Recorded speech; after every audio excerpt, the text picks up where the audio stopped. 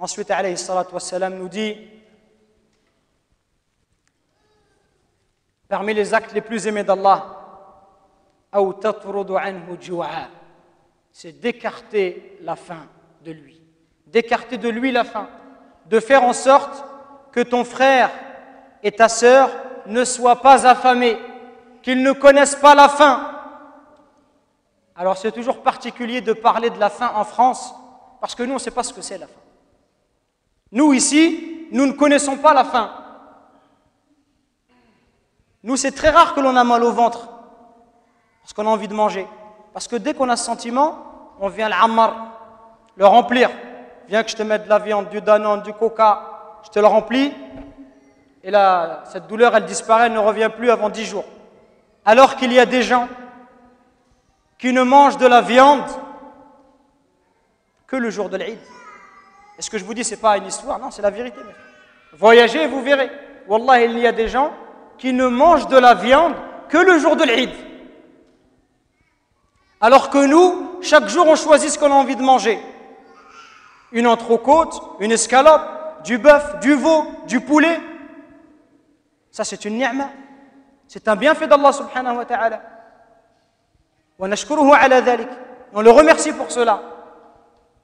Mais un des moyens de le remercier, c'est de penser à celui qui n'a rien. Parce que pendant que les riches ne savent quoi faire de leur reste, nous, notre problème en France, c'est plutôt que l'on jette les restes. Chaque soir, si tu ouvres une poubelle, tu vas trouver des restes du repas. Parce que les gens, ils ont mangé, et puis après, ils jettent à la poubelle. Alors que les pauvres, ils dorment le ventre vide.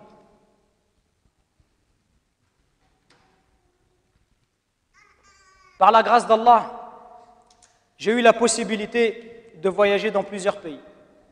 Notamment au Mali. Je prends cet exemple pas parce que, juste pour citer le Mali, parce qu'il y a des gens qui n'ont pas à manger dans tous les pays sur terre, même en France.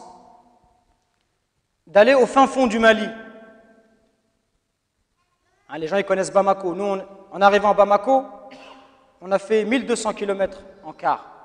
Une journée de car.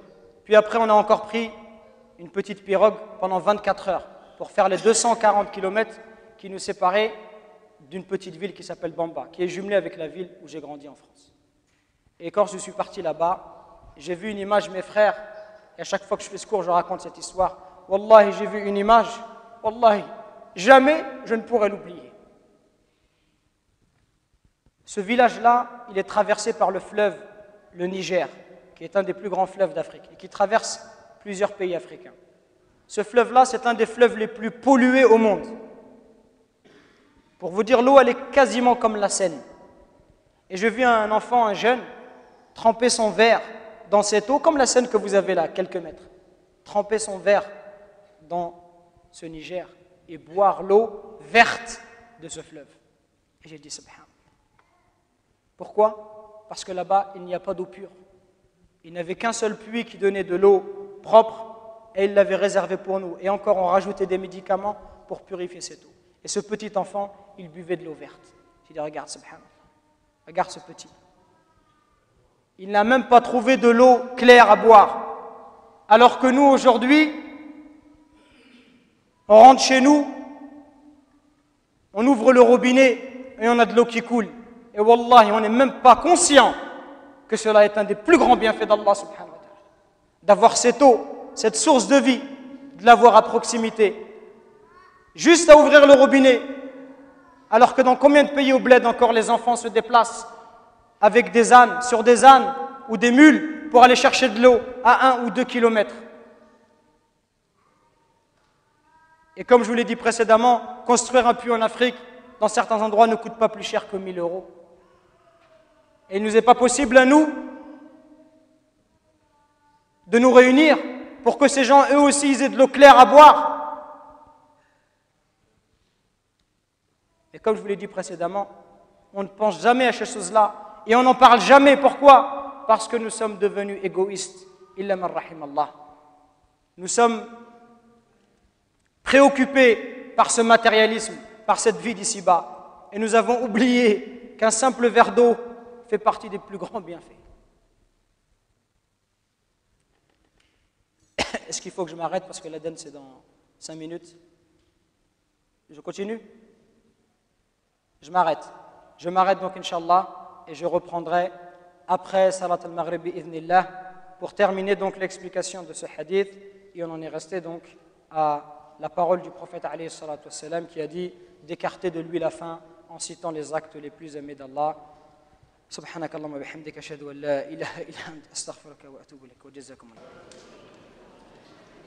الحمد لله رب العالمين والصلاة والسلام على نبينا محمد وعلى آله وأصحابه أجمعين أما بعد. Donc nous continuons l'explication de la recommandation du prophète alayhi salatu wassalam. Je répète donc qu'il fut questionné à 2 reprises. Et la question que nous sommes en train de détailler, la réponse plutôt que nous sommes en train de détailler, quels sont les actes les plus aimés d'Allah? Et le prophète répondit notamment le fait d'écarter la faim d'un musulman.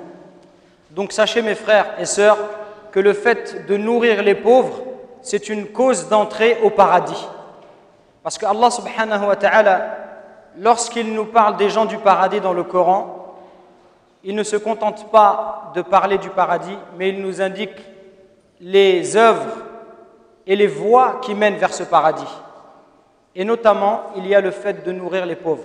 Allah subhanahu wa ta'ala dit وَيُطْعِمُونَ الطَّعَامَ عَلَى حُبِّهِ مِسْكِينًا وَيَتِيمًا وَأَسِيرًا إِنَّمَا نُطْعِمُكُمْ لِوَجْهِ اللَّهِ لَا نُرِيدُ مِنكُمْ جَزَاءً وَلَا شُكُورًا إنا نخاف من ربنا يوما عبوسا قمطريرا فوقاهم الله شر ذلك اليوم ولقاهم نضرة وسرورا وجزاهم بما صبروا جنة وحريرا. Allah subhanahu wa ta'ala, il nous dit ce qui signifie, et en parlant des gens du paradis, et ils offrent la nourriture, malgré son amour, aux pauvres, à l'orphelin et aux prisonniers, disant, c'est pour le visage d'Allah que nous vous nourrissons. Nous ne voulons de vous ni récompense ni gratitude. Les gens du paradis, lorsqu'ils nourrissent ces pauvres, ils n'attendent pas en retour des récompenses ou des éloges, mais ils font cela pour satisfaire leur Seigneur.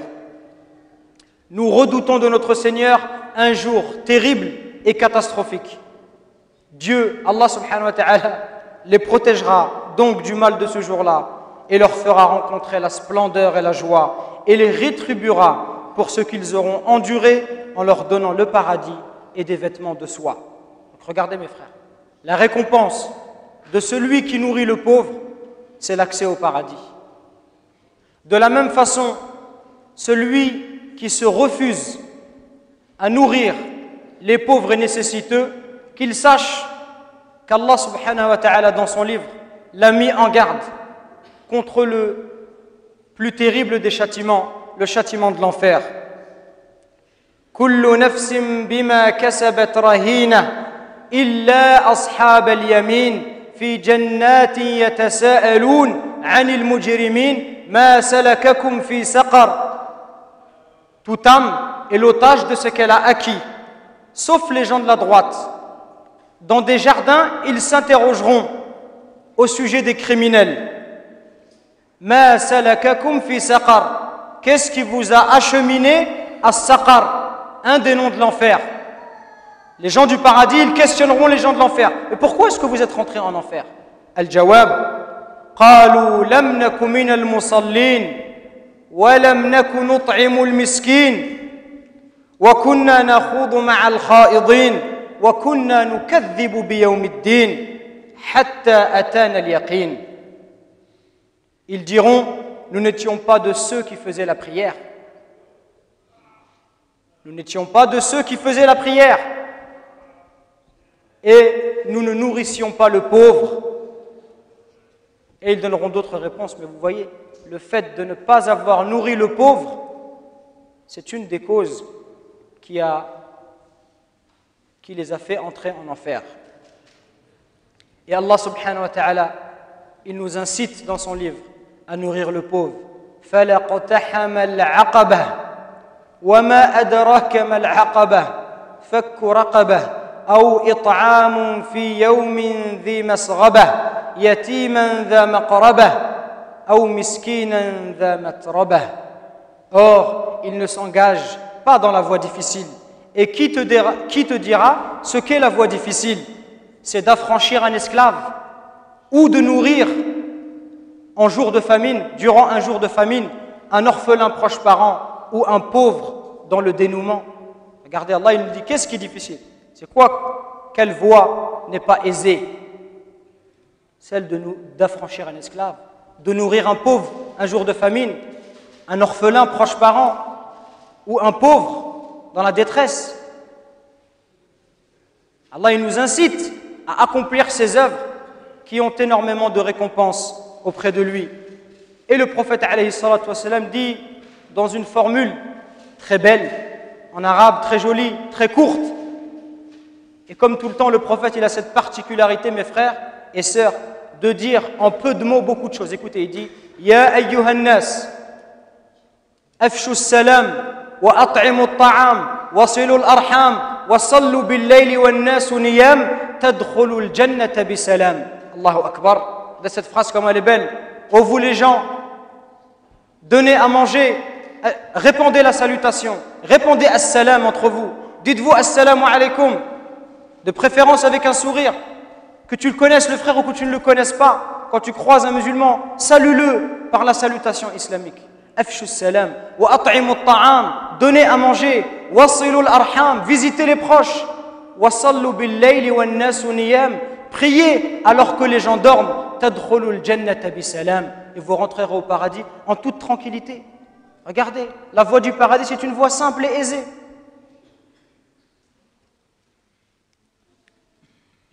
Et le prophète alayhi salatu wassalam nous met en garde également et il dit Laysa al-mu'minu billadhi yashba'u wa jaruhu ja'i'un ila janbih. N'est pas croyant celui qui dort le ventre repu, qui dort rassasié, qui dort et qui a bien mangé alors que son voisin dort le ventre vide à ses côtés. Celui-là, il n'a pas la foi complète. Sa foi, elle a des graves manquements. Comment est-ce que tu peux dormir alors que ton voisin à côté n'a pas à manger? Ça fait partie des droits du voisin, que tu t'enquères de sa situation, que tu l'aides, tu lui donnes à manger. Ça, c'est une des bonnes traditions que nos parents nous ont données, une des bonnes habitudes de donner des plats aux voisins, de donner en plus. Ça, c'est une bonne chose. Mais il y a des jeunes, les jeunes parfois, Allah al-Musta'an, les parents, lorsqu'ils font une bonne chose, ils veulent arrêter cette tradition. Ils se disent, je ne vais pas aller frapper chez le voisin pour lui donner un couscous. Ils ne connaissent pas, je me fous de la honte. Non, subhanallah. Ça, c'est une des traditions de l'islam. Ça, c'est une des traditions de l'islam. D'aller donner à manger au voisin. Et surtout s'il est dans le besoin. Surtout s'il n'a pas à manger. Une des premières leçons, mes frères, que l'on peut tirer de cette réponse du prophète, alayhi salatu wassalam, c'est qu'il a éduqué sa communauté à l'unité. Le prophète, alayhi salatu wassalam, ce hadith, c'est une preuve. Il nous éduque à ne former qu'un seul corps, à n'être qu'un seul être, à ne pas se diviser, à être unis et à se soucier des problèmes des autres. وقال رسول الله صلى الله عليه وسلم مثل المؤمنين في توادهم وتراحمهم وتعاطفهم مثل الجسد إذا اشتكى منه عضو تداعى له سائر الجسد بالسهر والحمى.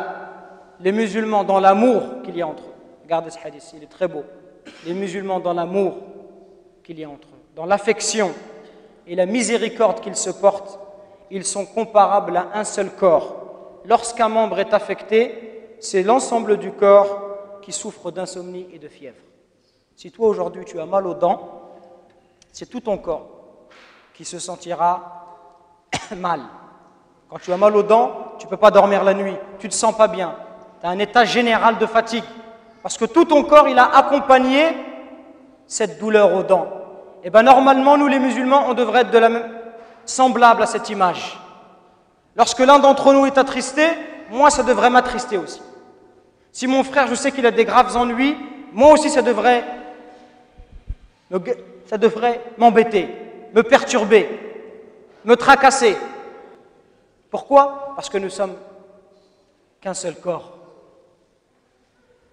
Et le prophète alayhi salatu wassalam nous donne encore une autre image. Al-mu'minu lil-mu'mini kal-bunyan yashuddu ba'duhu ba'da wa shabbaka bayna asabi'i alayhi salatu wassalam.